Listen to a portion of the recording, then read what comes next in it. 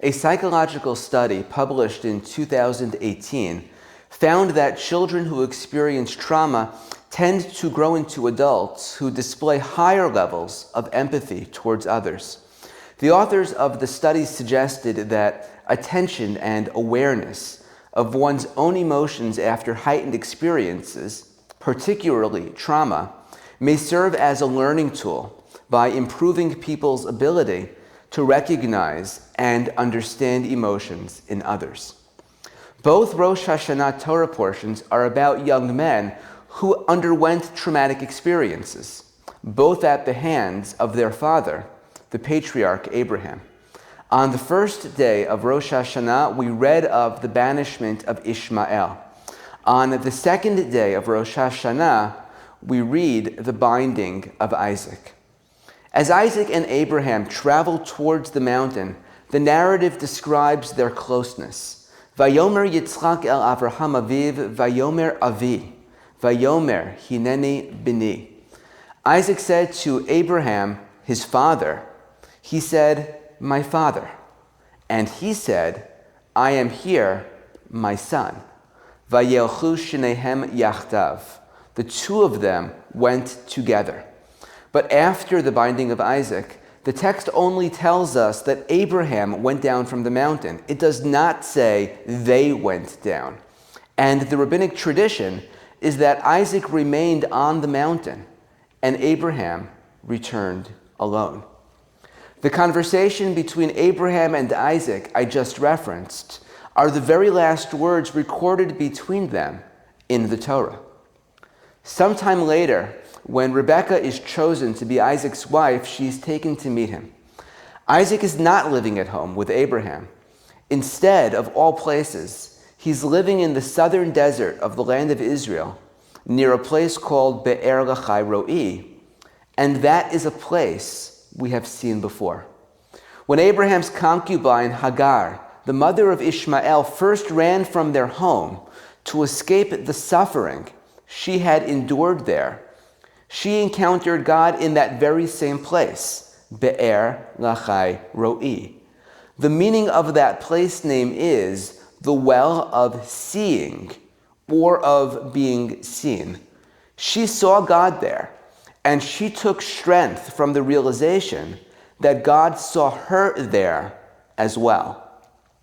It's not that hard to imagine that Isaac, fresh from the experience of the binding of Isaac, felt that he could not go back with Abraham. Instead, he sought refuge with the two people that he knew shared with him that experience of leaving Abraham's home, namely Hagar and Ishmael. Fresh from the harrowing experience of being nearly slaughtered by his father at God's inscrutable command, he instead sought refuge at a place that symbolized how God saw those who were cast out. The very place where God modeled empathy for those who needed it most. Perhaps the trauma that Isaac experienced gave him the capacity to understand, to empathize with the experiences of Hagar and Ishmael.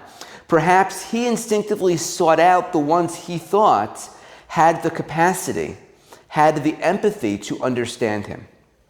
A different psychological study, this one published in 2023, found the opposite of the first study, that children who experience trauma tend to find it difficult to develop empathy towards others as they grow into adults. So in other words, Isaac's response, the seeking out of Hagar and Ishmael, was not inevitable.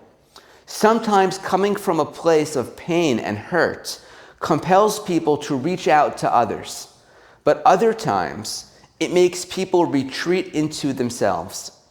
This year marked the 30th anniversary of the Oslo Accords. It's not hard to understand the distance between the two sides following the violent end of that process. The suffering each side has endured since that time, measured in thousands of lost lives, of families and communities disrupted, makes it easier and easier for each to see the other side in purely antagonistic terms. It makes it harder and harder for anyone to recognize the pain of the other. But that same context makes it especially powerful when individual Israelis and Palestinians do build bridges, do forge grassroots connections based on their common grief. For these exceptionally courageous people, their own pain, their own loss, actually allows them to better see and understand the same pain and loss on the other side as nobody else really can. This is what it means to be a modern-day Isaac. Closer to home, out of the blue pop hits like Rich Men North of Richmond speak to the feeling of victimization felt by so many in our ever more polarized America. It's a feeling that pulls each group back into a defensive, protective posture, each one blaming several others for its own problems. Imagine instead an America based around a wide coalition across ethnic, racial, economic lines, everyone willing to see each other instead of merely blaming each other, where common suffering brings us together instead of keeping us apart, to be on a national level like Isaac. A rabbinic teaching states that a flesh and blood king mints coins with his likeness imprinted on them. God mints coins, say the rabbis, that are all in God's likeness, but no two are alike, because those coins are us, created in God's image. On Rosh Hashanah, we visualize ourselves standing directly in God's presence.